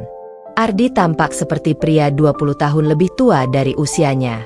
Wajahnya tirus, matanya sembab, dan tangannya gemetar. Nadia, yang dulu selalu tampil dengan makeup tebal dan busana mencolok, kini hanya memakai gamis kusam dan kerudung abu-abu. Dan Ibu Retno, tak lagi tampak seperti ibu mertua monster yang dulu melempar koperku keluar rumah. Kini ia tampak seperti bayang-bayang dari dirinya sendiri. Wajahnya penuh kerutan, tubuhnya bungkuk, dan suaranya nyaris tak terdengar saat bicara. "Rania, kami minta maaf. Sungguh, kami sudah salah besar. Kami malu, kami menyesal. Tolong, maafkan kami. Aku mohon, Nia, tolong." Aku tidak langsung menjawab.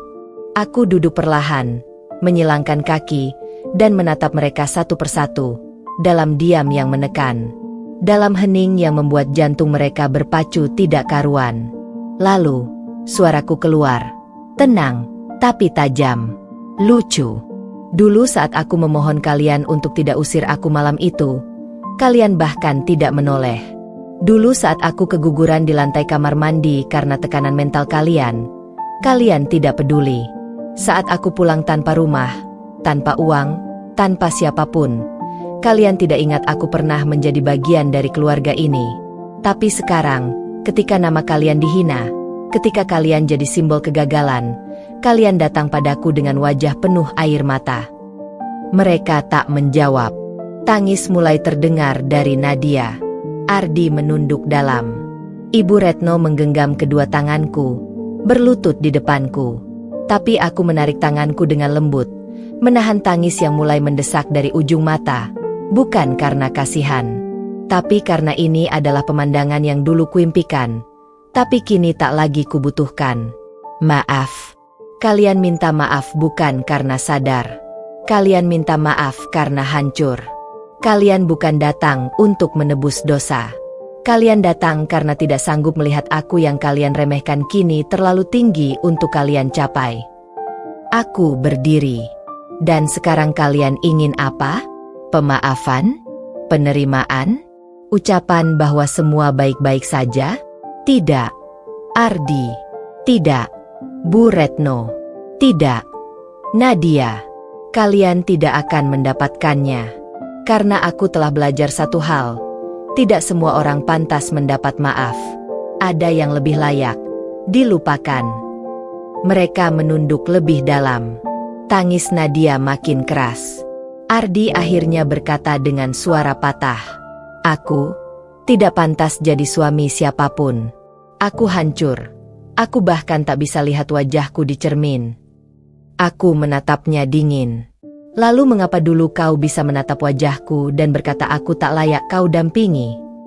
Setelah beberapa menit yang terasa seperti satu kehidupan penuh penyesalan, aku melangkah menuju pintu.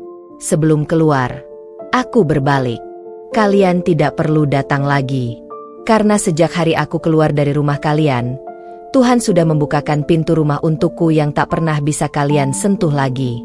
Dunia milikku kini terlalu tinggi untuk kalian daki, bahkan dengan tangisan kalian. Aku tidak membencimu lagi. Tapi aku juga tidak lagi melihat kalian sebagai siapa-siapa. Dalam hidupku sekarang, kalian adalah tokoh latar yang tak penting. Aku keluar tanpa menoleh. Dan pintu itu ditutup selamanya. Mereka tidak pernah kembali. Tapi namaku tetap terdengar di mana-mana. Aku menjadi nama sekolah, nama jalan, nama yayasan. Aku diundang menjadi penasihat khusus presiden. Aku memimpin delegasi ke PBB. Dan pada akhirnya, dunia menulis satu kalimat tentangku. Rania tidak menang karena membalas. Ia menang karena tetap berdiri ketika semua ingin ia hancur. Dan hari ini, ia menatap dunia dengan kepala tegak, sambil meninggalkan mereka yang dulu menginjaknya dalam debu yang mereka buat sendiri. Selama bertahun-tahun, aku berjalan sendiri. Diusir, dijatuhkan, dicaci, diremehkan.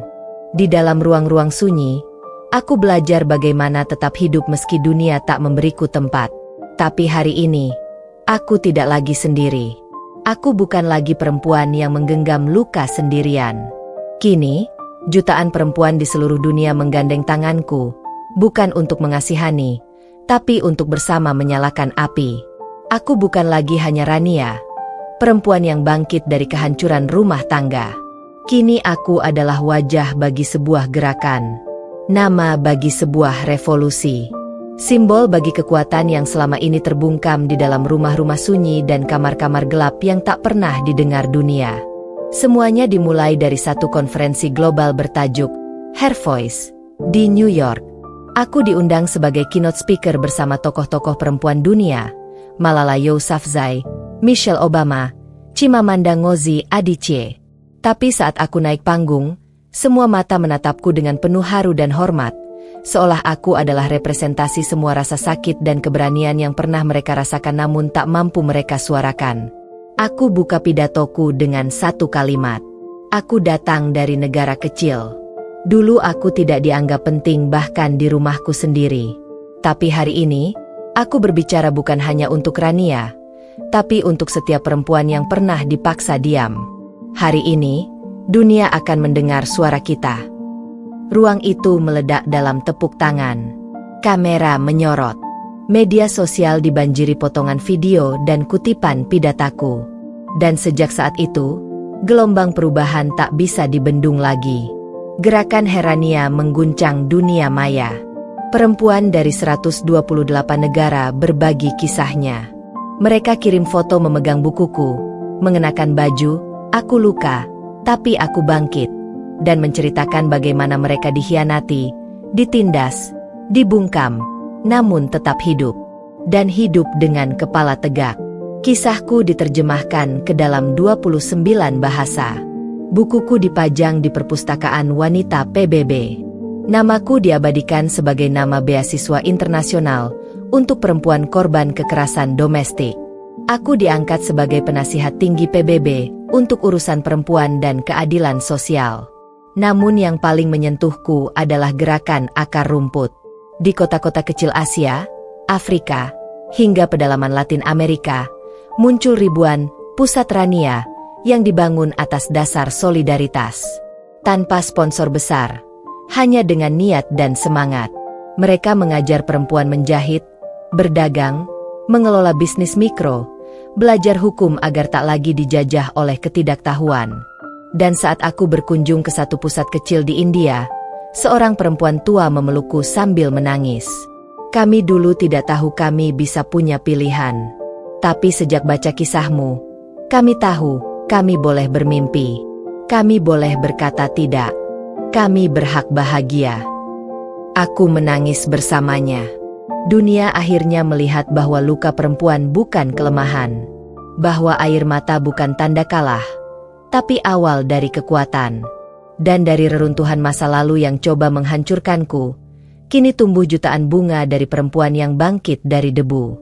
Kini, setiap kali aku berjalan ke konferensi, ke sekolah, ke forum dunia, aku tidak lagi melangkah sendirian. Di belakangku, berdiri perempuan-perempuan dari seluruh penjuru dunia. Mereka membawa nyala yang sama. Dan aku tahu, bahkan jika suatu hari aku pergi, api ini tak akan padam.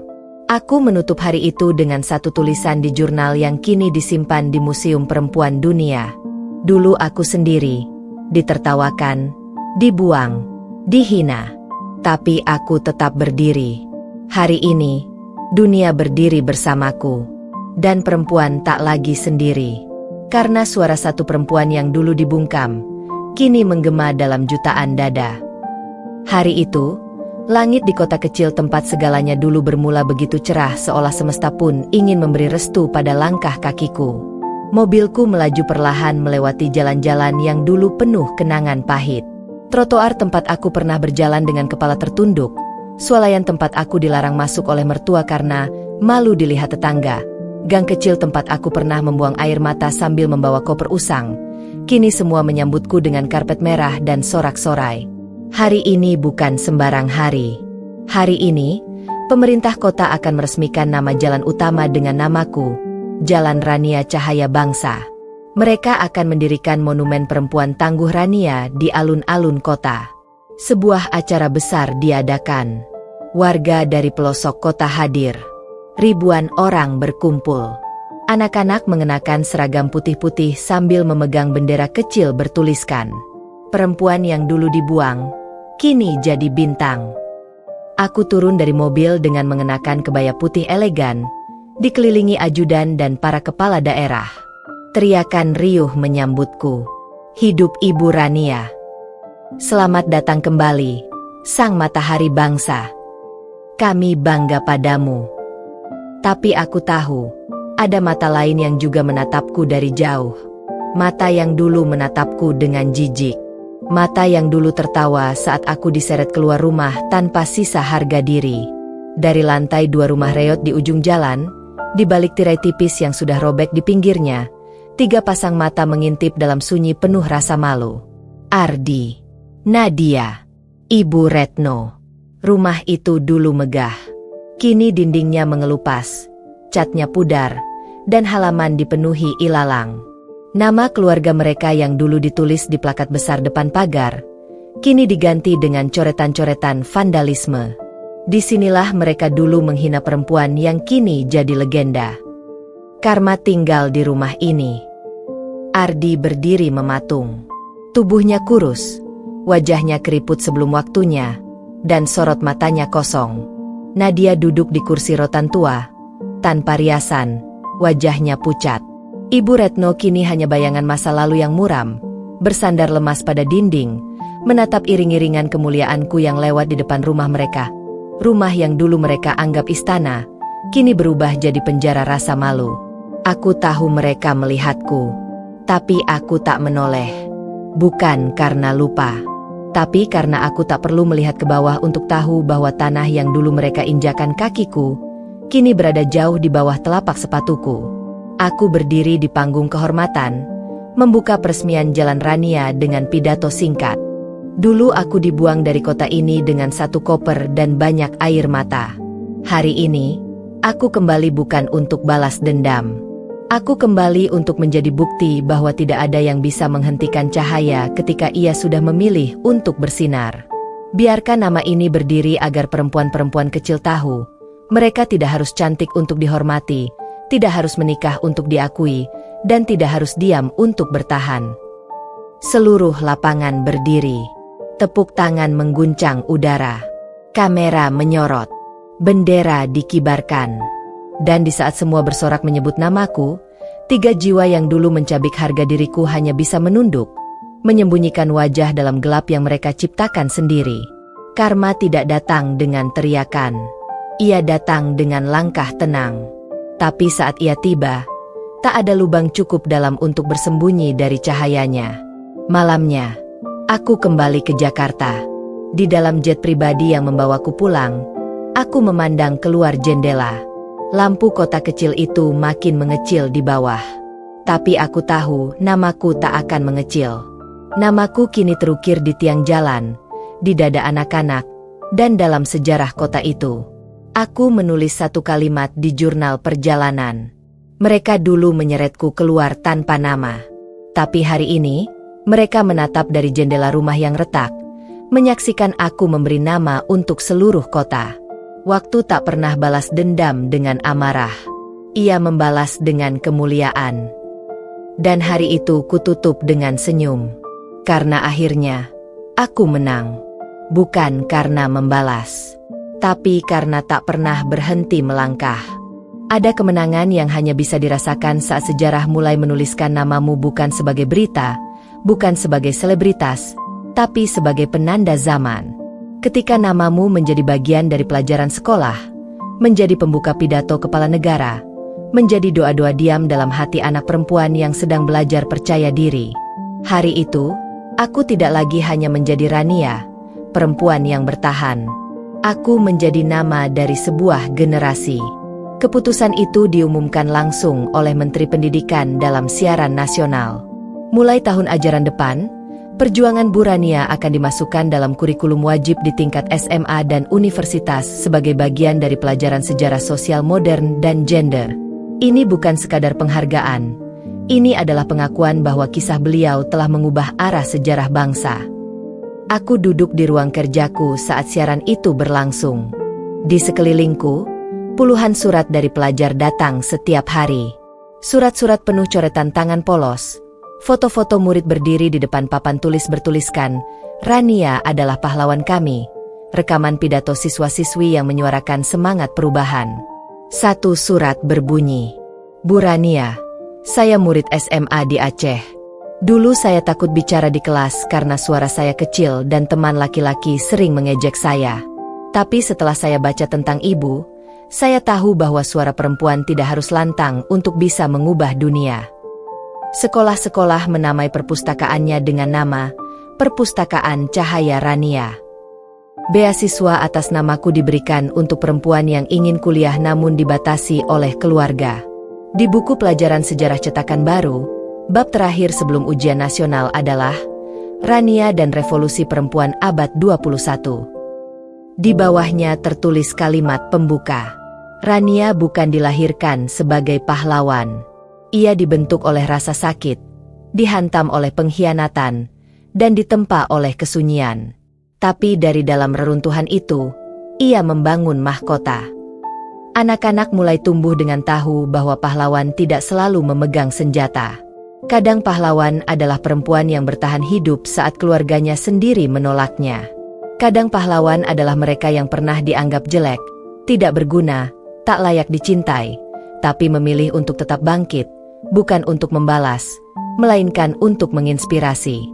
Aku diundang membuka konferensi pendidikan nasional. Saat aku melangkah ke panggung, 2000 guru berdiri memberi tepuk tangan. Tapi yang membuat air mataku tumpah bukan itu. Di layar besar di belakangku, muncul video murid-murid SD dari berbagai daerah menuliskan cita-cita mereka. Saya ingin jadi seperti Bu Rania. Saya ingin menulis buku seperti Rania. Kalau saya dibully, saya akan kuat. Karena Rania juga dibilang jelek tapi sekarang dia cantik karena hatinya. Aku menunduk. Air mataku jatuh bukan karena luka, tapi karena akhirnya aku tahu bahwa penderitaanku tidak sia-sia. Tuhan memang tidak mencabut rasa sakitku, tapi Ia mengubahnya menjadi alat untuk menyembuhkan jutaan orang lain. Dan tidak ada kebahagiaan yang lebih besar dari itu. Aku menulis kalimat terakhir untuk bab biografi baru yang sedang dikerjakan tim dokumentasi UNESCO. Jika aku bisa berbicara kepada diriku yang dulu, yang menangis di lantai kamar mandi, memeluk diri sambil menahan teriakan dari mertua dan suami, aku akan bilang, sabarlah sedikit lagi. Luka itu akan jadi sungai. Dan sungai itu akan mengalirkan kehidupan bagi generasi baru. Kini, setiap kali aku keluar rumah, aku tidak hanya disapa sebagai publik figur. Aku disapa sebagai nama yang hidup dalam mimpi dan cita-cita ribuan perempuan dan anak-anak. Aku menjadi bagian dari puisi yang ditulis anak SD. Dari karya seni yang digantung di dinding rumah sederhana. Dari obrolan ibu dan anak tentang mimpi dan harga diri. Dan ketika suatu malam aku berdiri di balkon rumahku, menatap langit Jakarta yang bersinar, aku tahu aku tidak akan pernah benar-benar mati. Namaku hidup di buku, di bibir rakyat. di dinding sekolah, di hati generasi yang tidak akan membiarkan satupun perempuan lagi dipaksa percaya bahwa ia tidak berharga. Karena mulai hari itu, Rania bukan lagi hanya nama, tapi warisan. Sebuah generasi. Hidup, pada akhirnya, bukan tentang berapa lama kita bernapas, tapi tentang berapa banyak jiwa yang belajar hidup kembali karena kehadiran kita. Hari ini, di usia senjaku, aku menyadari bahwa waktu memang telah mencuri banyak. Tubuhku tak lagi sekuat dulu, suaraku tak setegas dulu, langkahku tak selincah dulu. Tapi satu hal yang tak bisa diambil oleh usia, oleh waktu, bahkan oleh maut sekalipun, adalah namaku, jejakku, perjuanganku. Aku kini tinggal di rumah sederhana, jauh dari hiruk-pikuk kota. Rumah itu tidak mewah, tapi hangat. Dindingnya dipenuhi lukisan anak-anak dari berbagai negara. Foto-foto wajah-wajah perempuan tangguh yang pernah kutemui. Kutipan perjuangan dari berbagai bahasa. Dan di tengah ruang tamu, tergantung satu kutipan yang paling kubanggakan. Aku bukan dilahirkan untuk dikenang, tapi untuk menyalakan api yang tak akan padam. Setiap pagi, aku duduk di kursi rotan tua, memandang taman kecil di depanku. Bunga-bunga ditanam oleh anak-anak dari program beasiswaku.